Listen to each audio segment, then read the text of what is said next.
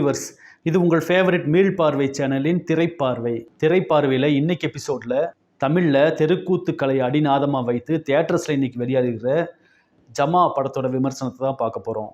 சினிமாலாம் வர்றதுக்கு பல வருஷம் முன்னாடி இருந்தே நாடக கலையாக தெருக்கூத்து தமிழர்களின் ஒரு பாரம்பரியமாகவே பல நூற்றாண்டுகளாகவே இருந்துட்டு வருது. மகாபாரதம், கர்ணமகாபிரபு, வள்ளி திருமணம் இப்படின்னு பல நாடகங்கள் தெருக்கூத்து கலைஞர்கள் மத்தியில் ரொம்ப பிரபலம். அந்த தெருக்கூத்து கலையை மையமாக வச்சு டைரக்ஷன் பண்ணி ஒரு படமாக எடுத்து தமிழ் ரசிகர்களை கவர முடியும் அப்படிங்கிற நம்பிக்கையில் ஒரு சிறந்த கலைப்படைப்பை நமக்காக கொடுத்திருக்கிறார் இயக்குனர் பாரி இளவழகன். தமிழில் இது போன்ற படங்கள் வெளியானது ரொம்பவே குறைவு தான். ரொம்ப சொற்பமான டைரக்டர்ஸ் மட்டுமே ஒரு சில காலகட்டங்களில் இதை மாதிரி கதையை மையமாக வச்சு படங்களை நமக்கு கொடுத்துருக்காங்க. அதில் குறிப்பிட்டு சொல்லும்படியா 1995ஆம் ஆண்டில் நடிகர் நாசர் இயக்குனர் அவதாரம் எடுத்து இதே தெருக்கூத்து மற்றும் நாடக கலைஞர்களின் வாழ்க்கையை மையமாக கொண்டு இயக்கி நடித்திருந்த அவதாரம் அப்படிங்கிற படத்தை குறிப்பிட்டு சொல்லலாம். கிட்டத்தட்ட அந்த படத்தோட சாயல்ல ஆனால் அதை விட இன்னும் சிறப்பாக அமைஞ்சு வந்திருக்கிற படம் தான் இந்த ஜமா. முதல்ல இந்த படத்தோட கதை என்னன்னு பார்த்துடலாம். திருவண்ணாமலை மாவட்டத்தில் ஜமா அப்படிங்கிற டிராமா ட்ரூப் நடத்திட்டு வராரு சேத்தன். அவருடைய குரூப்பில் நடிச்சிட்டு வர நடிகர்களில் திரௌபதியாக வேஷம் போட்டு நடிக்கிற கல்யாணம் அப்படிங்கிற ஒரு ஆணுக்கு ரொம்ப வருஷம் ஆகியும் திருமணம் ஆகலை. பெண்ணாகவே நடித்து பெண்களுடன் பழகி வரும் அவருக்கு பெண்களை போன்ற நளினமிக்க சுபாவமே அதிகமாக வந்துடுது. அப்படி இருந்தும் அவருடைய திறமையை பார்த்து ஹீரோயின் அம்மு அபிராமி அவரை காதலிக்கிறாங்க. அந்த காதலையும் தாண்டி தனியாக நாமளும் ஒரு ஜமா நடத்தணும் அப்படிங்கிற ஆசை ஹீரோவுக்கு வந்துடுது. அப்படி நடத்துகிற தன்னோட ஜமாவில் தான் ஒரு பெண்ணாக நடிக்காமல் அர்ஜுனர் வேஷம் போட்டு நடிக்கணும் அப்படிங்கிற ஆசையும் அவருக்கு தீராமல் இருந்துகிட்டே இருக்குது.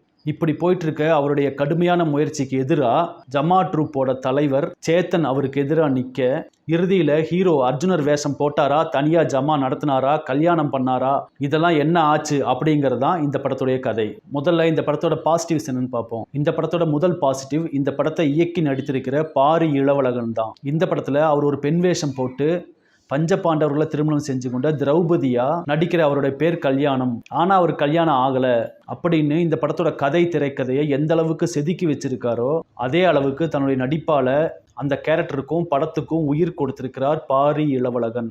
அவருடைய நடிப்பை பார்க்கும்போது பல வருஷமாக தெருக்கூத்து கலைஞராகவே இருந்தவர் ஒரு ரியல் பர்ஃபார்மன்ஸ் பண்ணால் எப்படி இருக்குமோ அந்த அளவுக்கு ரொம்ப மெச்சூர்டு ஆர்டிஸ்டாக முதல் படத்திலேயே அற்புதமாக நடிச்சிருக்காரு பாரி. ஒரு நடிகராகவும் ஒரு இயக்குனராகவும் படம் முழுக்க தெரியுது அவரோட உழைப்பு. ஒரு டைரக்டராக டிஃப்ரெண்ட்டான படத்தை கொடுத்துடணும்னு எவ்வளோ ட்ரை பண்ணியிருக்காரோ அதுக்கெல்லாம் ஒரு படி மேலே நடிகராகவும் அட்டகாசம் பண்ணியிருக்காரு பாரி. அவருக்குன்னு சில விருதுகள் வெயிட்டிங்கில் இருக்கலாம். இந்த படத்தோட அடுத்த பாசிட்டிவ், இசைஞானி இளையராஜா இசையில் இந்த படம் உருவானதே ஒரு பெரிய ப்ளஸ் தான். ஏன்னா இந்த மாதிரி ஒரு கதைக்கு ஜீவனுள்ள இசையை கொடுக்கக்கூடியதுக்கு அவரை விட்டா இன்னைக்கு காலம் வரைக்கும் யாரும் இல்லை. கதையோட, திரைக்கதையோட, நடிப்போட, நம்ம மனசோட, உயிரோட அப்படின்னு எது கூட வேணா கலக்கிற ஒன்றா இருக்கு அவருடைய பிஜிஎம். படத்தில் வரக்கூடிய ஒரு சில பாடல்களாலையும் ஒட்டுமொத்த படத்து பிஜிஎம்னாலையும் படத்தோட உயிரோட்டமான அடிநாதத்தை முழுவதுமாக தாங்கி பிடிக்கிறார் இளையராஜா. இந்த படத்தோட அடுத்த பாசிட்டிவ், இந்த படத்தோட ஆர்டிஸ்ட் காஸ்டிங் தான். குறிப்பாக சேத்தனுடைய கதாபாத்திரம். வெற்றிமாறன் இயக்கியிருந்த விடுதலை படத்திற்கு பிறகு நடிகர் சேத்தனின் திறமைக்கு செம்ம தீனி போட்ட கதாபாத்திரம் தான் இந்த படத்தில் வர்ற தாண்டவன் கதாபாத்திரம். மனுஷன் சும்மா மிரட்டி எடுத்துட்டான்னு சொல்லணும்.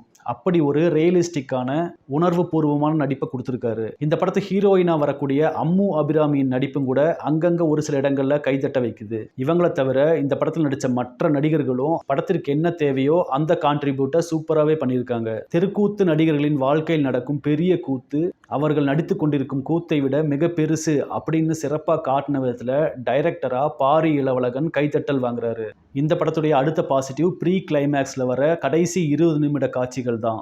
கிட்டத்தட்ட ஒரு ஆர்ட் பேஸ்டு மூவியாக இருக்குது இந்த படத்தில். அந்த லாஸ்ட் 20 நிமிஷம் ரொம்ப பரபரப்பாக அமைஞ்சது. எல்லா விதமான ஜென்ரல் ஆடியன்ஸுக்கும் பிடிக்கிற விதமாகவே அமைஞ்சிருக்கு. இதெல்லாம் பாசிட்டிவ் சைடாக அமைஞ்ச இந்த படத்தில் நெகட்டிவ் சைடு என்னன்னு பார்த்தோம்னா, இந்த படத்தோட முதல் நெகட்டிவே கலைப்படைப்பாக ஒரு நல்ல படமாக வந்திருந்தா கூட கமர்ஷியல் ரீதியாக ஆடியன்ஸை எப்படி இந்த படம் தியேட்டருக்குள்ளே கொண்டு வரும் அப்படிங்கிறது தான் முதல் சவாலே இருக்குது. இது போக படத்தோட ஸ்க்ரீன் பிளேலையும் அங்கங்கே சின்ன சின்ன முரண்பாடுகள் தெரியத்தான் செய்யுது. ஃபர்ஸ்ட் ஹாஃபில் கதை ரொம்ப ஸ்லோவாக ஸ்டார்ட் ஆகி கொஞ்சம் சூடு பிடிச்சி அப்புறம் இன்டர்வல் பிளாக் வரும். இன்டர்வலுக்கு அப்புறமும் ஸ்லோவாக கதை ஆரம்பித்து பரபரப்பாக கிளைமேக்ஸ் முடியுது அப்படிங்கிற அதே ட்ரீட்மெண்ட்டை கொடுத்ததால நம்மளை கொஞ்சம் சலிப்படையத்தான் செய்யுது. இதுதான் இந்த படத்தோட முக்கியமான பலவீனமாக தெரியுது. ஆனால் இந்த டீம் எடுத்துக்கிட்ட முயற்சிக்கும் அவங்க போட்டிருக்க உழைப்புக்கும் இந்த படத்திற்குண்டான பாராட்டுகளும் விருதுகளும் நிச்சயமாக கிடைக்கும்னு எதிர்பார்க்கலாம். கமர்ஷியல் படங்களை மட்டும் இல்லாமல் வித்தியாசமான படங்களை விரும்பி பார்க்குறவங்க தியேட்டருக்கு போய் இந்த படத்தை நிச்சயமாக ஒரு தடவை என்ஜாய் பண்ணியே பார்க்கலாம். அதுக்கு ஒர்த்தபிளான படம் தான் இது. சினிமா சம்மந்தப்பட்ட பல சுவாரஸ்யமான தகவலை நம்ம சேனலில் பார்த்துட்டு வர்றீங்க. அதனால் மறக்காமல் நம்ம சேனலை சப்ஸ்கிரைப் பண்ணி வச்சுக்கோங்க. இந்த வீடியோ பிடிச்சிருந்தா லைக் பண்ணுங்கள், உங்கள் ஃபேமிலி அண்ட் ஃப்ரெண்ட்ஸுக்கு ஷேர் பண்ணுங்கள். மீண்டும் உங்களை அடுத்த வீடியோவில் சந்திக்கிறேன். பை.